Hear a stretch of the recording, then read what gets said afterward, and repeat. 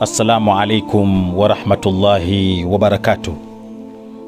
Ndugu zangu, hadhihi al-ayyam tatatallabu kathir min as-sabr was-samt wat-tajahul likay tasila ila hadafika.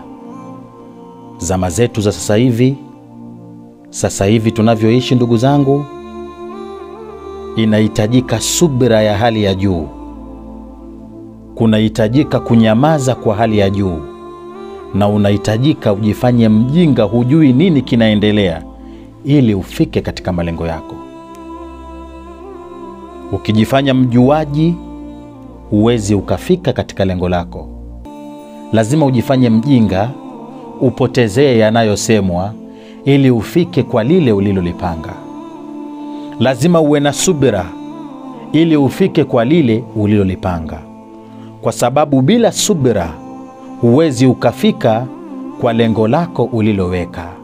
Huwezi ukafika kwa matarajio yako uliopanga kufika, kwa sababu kile ulichokipanga, tambua ya kwamba sayamtahinuka Allahu subhanahu wa ta'ala liyakhtabira sabraka. Atakutahini kwa hilo ulilolipanga ili yaione subira yako.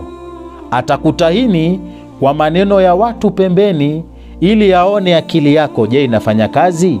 Atakutahini kwa maneno ya watu pembeni ili yaone, je, utawajibu? Utajibizana nao upoteze wakati, usifanye lile lako ambalo umelipanga? Yote hiyo ni mitihani. Kwa hivyo ili ufike katika lengo lako, potezea maneno ya watu, yaeke pembeni, jifanye mjinga, jifanye kama vile hauoni kinachoendelea. Nyamaza, jiweke mjinga na kuwa na subira, ndio utafika katika malengo yako ambayo umeyaweka. Walhamdulillahi Rabbil Alamin.